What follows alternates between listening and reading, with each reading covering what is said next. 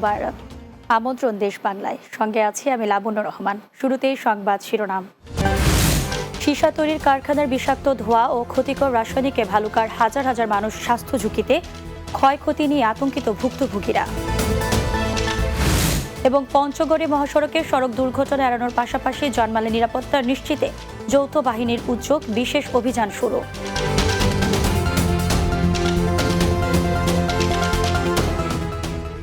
শুনছিলেন শিরোনাম, এবারে বিস্তারিত। ব্যাটারি গলিয়ে সীসা তৈরির কারখানার বিষাক্ত ধোঁয়া ও ক্ষতিকর রাসায়নিক পদার্থে ময়মনসিংহের ভালুকার হবিরবাড়ি এলাকার হাজার হাজার মানুষ রয়েছেন স্বাস্থ্য ঝুঁকিতে। কৃষকের ফসল, গাছপালা, গৃহপালিত পশু সহ ঘরবাড়ির ক্ষয়ক্ষতি নিয়ে আতঙ্কিত ভুক্তভোগীরা। ময়মনসিংহের ভালুকা উপজেলা প্রতিনিধি আবিদ হাসানের প্রতিবেদন, জানাচ্ছেন সুরাইয়া সীমা। এভাবেই ময়মনসিংহের ভালুকার লবণকোঠার ঘনবসতি এলাকায় খোলা আকাশে নির্গত হচ্ছে ওয়ানশিয়াং ইন্ডাস্ট্রিজ নামে একটি ব্যাটারির কারখানার ক্ষতিকারক বিষাক্ত পদার্থের কালো ধোঁয়া। কারখানা থেকে নির্গত বর্জ্য কৃষি জমিতে পড়ায় কমেছে ফসলের উৎপাদন, অকালে মরছে ফলজ, গাছপালা সহ গবাদি পশু ও পাখি। সেই সাথে স্থানীয় বাসিন্দারা চরম স্বাস্থ্য ঝুঁকিতে পড়ে আক্রান্ত হচ্ছেন শ্বাসকষ্টজনিত রোগে। বিপর্যস্ত হচ্ছে জীববৈচিত্র্য, পরিবেশ ও প্রতিবেশ। আমাদের ঘর বাড়ি, টিন মিন সব এই সীসা নষ্ট হচ্ছে। গাছের ফসলা দিয়ে ফল ফলান্তি নষ্ট হয়ে যায়, এবং আম গাছের বইল টইলালে বইল নষ্ট হয়ে যায়, এবং ধানের মধ্যে যে পরে এতে ধান নষ্ট হয়ে যায়। ফ্যাক্টরির কারণে এই গ্যাসের জন্য আমাদের অসুখ আছে তা জানা। স্থানীয়দের অভিযোগের সত্যতা যাচাই এবং পরিবেশ অধিদপ্তরের অনুমোদন আছে কিনা তা জানতে ওয়ানশিংআন ইন্ডাস্ট্রিজের অফিসে গেলে এ বিষয়ে কারখানার দায়িত্বে থাকা কেউ ক্যামেরার সামনে কথা বলতে রাজি হননি। তবে ময়মনসিংহ পরিবেশ অধিদপ্তরের সহকারী পরিচালক নাজিয়া উদ্দিন বলেন, ওয়ানশিয়াং ইন্ডাস্ট্রিজ পরিবেশ অধিদপ্তরের ছাড়পত্রের নিয়ম ভঙ্গ করে পরিবেশ দূষণ করে থাকলে আইনগত ব্যবস্থা নেওয়া হবে। ব্যাটারির একটি অংশীদার আছে, সেটা যদি পরিবেশগত ছাড়পত্রের কোনো শর্ত লঙ্ঘন করে পরিবেশ দূষণ করে, পরবর্তীতে আমরা সেটার বিষয়ে আইনানুগ ব্যবস্থা গ্রহণ করব। Desk report, Bangla TV. ঈদের ছুটিতে সিলেটের জাফলং পর্যটন কেন্দ্রে ভ্রমণে গিয়ে পানিতে ডুবে মোহাম্মদ নয়ন হোসেন নামে এক পর্যটকের মৃত্যু হয়েছে। তিনি সিলেট সুবিধ বাজার আবাসিক এলাকার মোহাম্মদ ফুল মিয়ার ছেলে।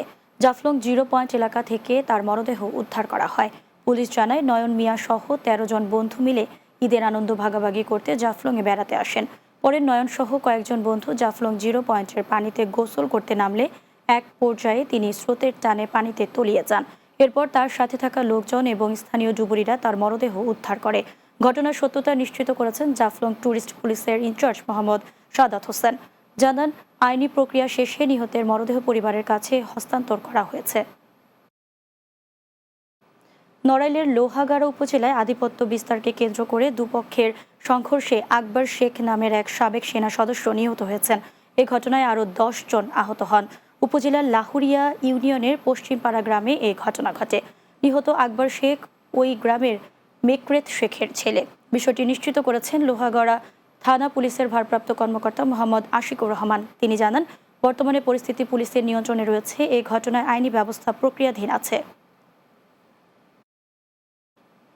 পঞ্চগড়ে মহাসড়কে সড়ক দুর্ঘটনা এড়ানোর পাশাপাশি সাধারণ জনগণের জানমালের সার্বিক নিরাপত্তা নিশ্চিত করতে যৌথ বাহিনীর উদ্যোগে বিশেষ অভিযান শুরু হয়েছে। পঞ্চগড় শহরের শেরেবাংলা পার্ক কেন্দ্রীয় শহীদ মিনারের সামনে পঞ্চগড় ঢাকা জাতীয় মহাসড়কে চেকপোস্ট বসিয়ে এই অভিযান পরিচালনা করেন বাংলাদেশ সেনাবাহিনী, ট্রাফিক পুলিশ ও ব্যাটালিয়ন আনসারের সদস্যরা। এ সময় মোটরসাইকেল সহ বেশ কিছু যানবাহনের লাইসেন্স ও হেলমেট না থাকায় জরিমানা করা হয়।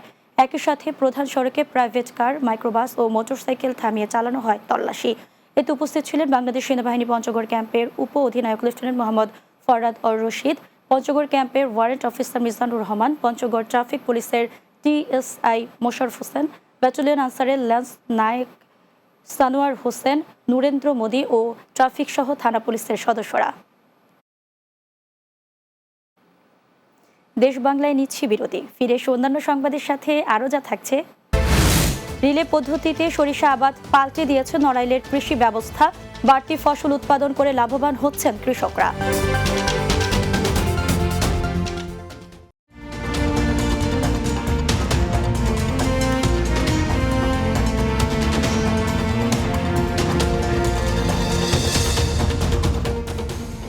বিরতির পর দেশ বাংলায় স্বাগত আরও একবার। রিলে পদ্ধতিতে সরিষা আবাদ পাল্টে দিয়েছে নড়াইলের কৃষি ব্যবস্থা। এই পদ্ধতিতে আবাদ করে 2 ফসলি জমিতে হচ্ছে 3টি ফসলি। কম খরচে বেশি লাভ হওয়ায় সরিষা আবাদে ঝুঁকছেন এ জনপদের চাষিরা। জমিতে বাড়তি ফসল উৎপাদন করে লাভবান হচ্ছে কৃষকরা। প্রতি বছরই বাড়ছে সরিষার আবাদ। নড়াইল প্রতিনিধি মাহবুবুর রশিদ লাবলুর প্রতিবেদন, জানাচ্ছেন অর্ণব নাসির। প্রায় 8 লাখ মানুষের বসবাসের জেলা নড়াইল। কৃষিকাজ ও মৎস্য এ জনপদের মানুষের প্রধান জীবিকা। ধান, পাট, গম সহ বিভিন্ন ফসলের পাশাপাশি এ জেলার অন্তত 15,000 কৃষক সরিষা চাষের সাথে জড়িত। জেলার হাজারো কৃষক চলতি বছর নিজ নিজ জমিতে রিলে পদ্ধতিতে সরিষার আবাদ করেছেন। এই পদ্ধতি হচ্ছে আমন ধান কাটার 15 থেকে 20 দিন আগে পাকা ধানের মধ্যে সরিষার বীজ ছিটিয়ে চাষ শুরু করে। জমিতে যখন সরিষার চারা গজিয়ে যায় তখন আমন ধান কেটে ফেলে কৃষক। সরিষার বীজ বপনের 3 মাসের মধ্যে জমি চাষ ও সেচ ছাড়া কম খরচে জমি থেকে সরিষা কেটে নেন কৃষকরা। জমি থেকে সরিষা কেটে সেই জমিতে পাটের আবাদ করেন তারা। এতে লাভবান হচ্ছেন প্রান্তিক চাষিরা। 2টা ফসল উৎপাদন করা এটা কৃষকের জন্য খুবই একটা লাভজনক। কৃষক এটা খুব উৎফুল্ল এবং এটা খুব ভালোভাবে নিচ্ছে এবং কৃষক এর দ্বারা উপকৃত হচ্ছে। এই শস্যটা আমরা উপরি ফসল পাই। 8 থেকে 9 মণ শস্য হবে, তার দাম হচ্ছে 25,000 টাকা। রিলে পদ্ধতিতে সরিষা উৎপাদনের নিচু এলাকায় কৃষির ব্যাপক পরিবর্তন ঘটেছে।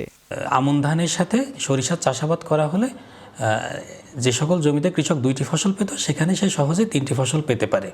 এক্ষেত্রে একই সাথে জমির যে পর্যাপ্ত উপযুক্ত ব্যবহার নিশ্চিত হচ্ছে এবং 2 ফসল জমি 3 ফসল জমিতে রূপান্তরিত হচ্ছে। নড়াইলে চলতি বছর লক্ষ্যমাত্রা থেকে বেশি জমিতে সরিষার আবাদ হয়েছে। উন্নত জাতের সরিষা আবাদ করায় লাভবান হচ্ছেন কৃষকেরা। বাড়ি সরিষা 14, বাড়ি সরিষা 18, বিনা সরিষা 9, এই উন্নত জাতগুলো সম্প্রসারণের জন্য কৃষি সম্প্রসারণ অধিদপ্তর মাঠ পর্যায়ে কাজ করে যাচ্ছে। এই পদ্ধতিতে চাষাবাদের মাধ্যমে কৃষকের সাথে সাথে লাভবান হচ্ছে দেশের অর্থনীতি। Desk report, Bangla TV. পাবনার ঈশ্বরদীতে ঈদ পুনর্মিলনী ক্রিকেট ম্যাচ অনুষ্ঠিত হয়েছে।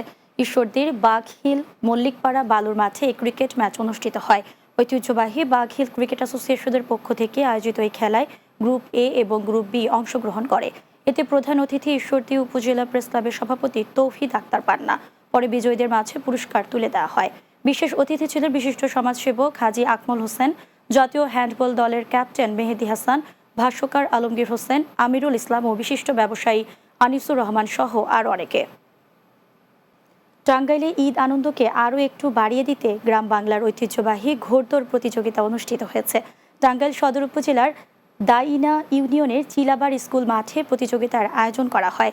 একই সাথে গ্রামীণ হাড়িভাঙা বালিশ খেলা সাইকেল প্রতিযোগিতা অনুষ্ঠিত হয়। প্রতিযোগিতায় স্থানীয় সহ আশপাশের হাজারো মানুষের ঢল নামে। এ সময় মিলন মেলায় পরিণত হয়। দর্শনার্থীরা বলেন, ঈদে এমন আয়োজন বিনোদনের মাত্রা আরও বাড়িয়ে দিয়েছে। সানজিদা করিম কুরআন ফাউন্ডেশন প্রতিষ্ঠাতা বলেন, 83 বারের মতো এমন আয়োজন করা হয়েছে। এর ধারাবাহিকতা অব্যাহত থাকবে। সাইকেল খেলা ও হাড়িভাঙা খেলা দেখতে এসেছি। এখানে আসছে অনেক ভালো লাগে, খেলা দেখতেছি। পূর্বে থেকে আমাদের মুরব্বীরা এখানে এটা চালু করে গেছে এবং আমরাও এটা এখানে ধরে রাখছি, ভবিষ্যতেও এটা আমরা চালু রাখবো। এর আনন্দটাকে সবাই মিলেমিশে ভাগাভাগি করে নেওয়ার জন্যই এই এলাকার ছাত্র সমাজ, যুব সমাজ এবং মুরব্বিয়ানদের উদ্যোগেই আজকে এই ঘোড়দৌড় প্রতিযোগিতা। শেষ করব দেশ বাংলা। যাওয়ার আগে সংবাদ শিরোনামগুলো জানিয়ে দিচ্ছি আরও একবার। সীসা তৈরির কারখানার বিষাক্ত ধোঁয়া ও ক্ষতিকর রাসায়নিকে ভালুকার হাজার হাজার মানুষ স্বাস্থ্য ঝুঁকিতে, ক্ষয়ক্ষতি নিয়ে আতঙ্কিত ভুক্তভোগীরা। পঞ্চগড়ে মহাসড়কে সড়ক দুর্ঘটনা এড়ানোর পাশাপাশি যানমালের নিরাপত্তা নিশ্চিতে যৌথ বাহিনীর উদ্যোগ, বিশেষ অভিযান শুরু। এবং রিলে পদ্ধতিতে সরিষা আবাদ পাল্টে দিয়েছে নড়াইলের কৃষি ব্যবস্থা। বাড়তি ফসল উৎপাদন করে লাভবান হচ্ছেন কৃষকরা।